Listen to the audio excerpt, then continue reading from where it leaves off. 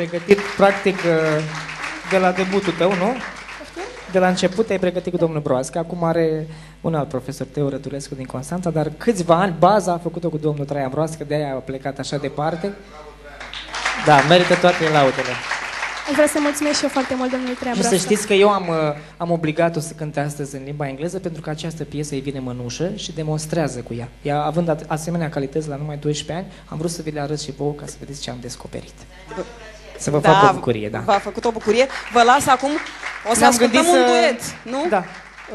Am pregătit un duet astăzi, așa o premieră. Ne-am gândit noi că ar fi frumos să facem un duet aici și vreau să cânt cu Andreea neapărat piesa asta. Abia așteptăm să ascultăm. The Prayer se numește piesa. Abia așteptăm.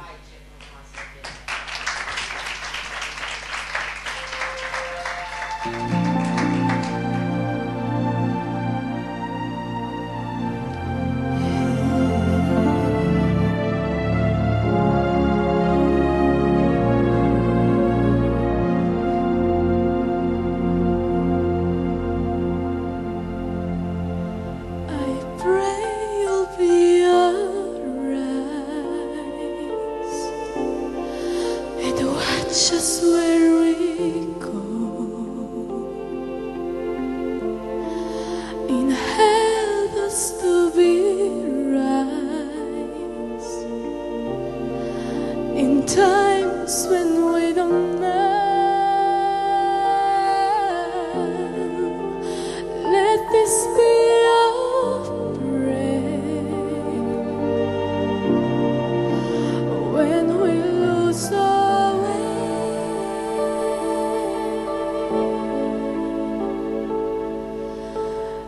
Lead us to a place, guide us with your grace, to a place where we'll be safe. La luce che tu dai, I pray we'll find your light, nel cuore resterà, and hope it in your heart.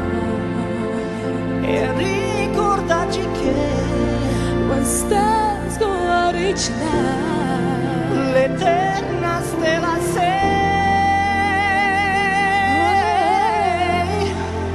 Nella mia preghiera,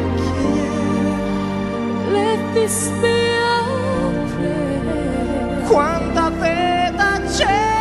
We shall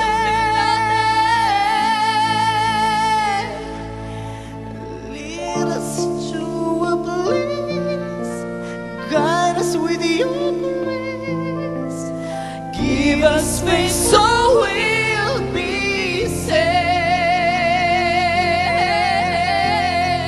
safe. Sogniamo un mondo senza più violenza, un mondo di giustizia e di speranza. Ognuno di la mano alza vicino, simbolo di pace, di fraternità. La forza che ci dai, We have got life become, desiderio che and the world shines from above. ognuno troviamo We hope it's all we'll find. intorno e dentro sé. Another soul to have. Let this be our prayer. Let this be a prayer. Just like every child, Just like every child needs to find a place, guide us with your grace, give us faith so we'll be safe. E la fede che hai acceso in noi, sento che ci salverà.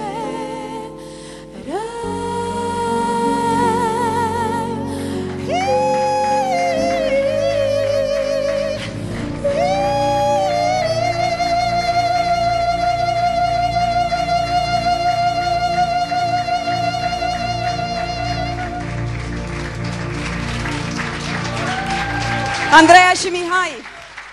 Mulțumesc. Momente deosebite în emisiunea noastră, bravo. Un moment extraordinar de care ne-am bucurat cu toții. Și lumea, juriul, simte nevoia să comenteze, să vorbească. Corina! Pentru toți vorbitorii de limba engleză, eu am o singură propoziție. That was a musical delight. Thank you. Mulțumim mult. În sensul bun al cuvântului, cred că voi sunteți nebuni. Și să nu vă supărați pe mine. O spun cu toată admirația și bucuria pe care o are un muzician sau un artist și nu știu dacă m-ați văzut vreodată emoționat sau impresionat, aveți ocazia acum. Mulțumesc. Mulțumim foarte mult. Eu vreau să fac o promisiune aici. Am tot fost chemat în ultima vreme în diverse jurii la concursuri naționale și am descoperit câțiva copii talentați și mi-am promis mi-am jurat de fapt că o să-i ajut neapărat și o să-i scot la televizor, să-i vadă țara. Așa. Andreea este unul dintre acești copii.